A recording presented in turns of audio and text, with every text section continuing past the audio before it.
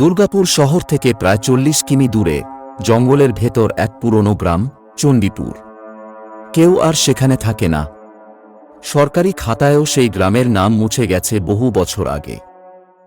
তবে রাতের অন্ধকারে অনেক সময় কাছের রাস্তা দিয়ে যাওয়ার সময় লোকেরা বলে একটা ঢাকের শব্দ শোনা যায়, আর দেখা যায় ধোঁয়ার ভেতর দিয়ে হেঁটে যাচ্ছে লাল শাড়ি পরা একজন নারী। ৫ জন বন্ধু সুমন, জয়, দিয়া, রঞ্জয় আর তানিয়া একটা ইউটিউব চ্যানেল চালাত ভৌতিক বাংলা নামে। তারা একদিন সিদ্ধান্ত নেয় তারা অভিশপ্ত চণ্ডীপুর গ্রামে গিয়ে এক রাত থাকবে এবং ভিডিও করবে। গ্রামের ঢোকার মুখেই একটা পুরনো পাথরের তোরণ, তার ওপরে খোদাই করা, এখানে সূর্য ডোবে না, আত্মারা জেগে থাকে।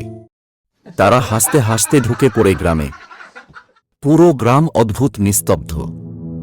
ঘরবাড়ি সব মাটিতে বসে গেছে, কিন্তু একটা ঘরের ভেতর পাওয়া গেল সাজানো থালা বাসন, যেন কেউ একটু আগেই খেয়েছে।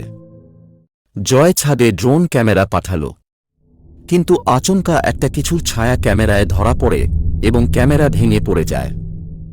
সেই রাতেই তারা ঘরে ক্যামেরা রেখে সাহস করে ভিডিও করতে থাকে।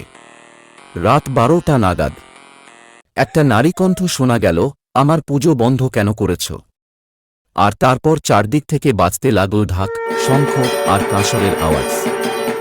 তানিয়া চিৎকার করে উঠল, আমার গায়ে কেউ হাত দিল।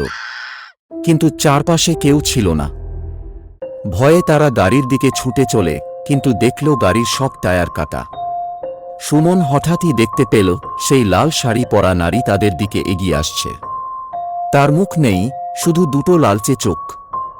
সে বলল, পুজো বন্ধ, বলির রক্ত নেই, এখন তুমিই হবে উৎসর্গ।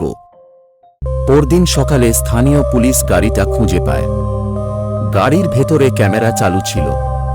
ক্যামেরায় শুধু শেষ ফ্রেমে দেখা যায় একটা লাল শাড়ির প্রান্ত উঠছে আর গলার আওয়াজ।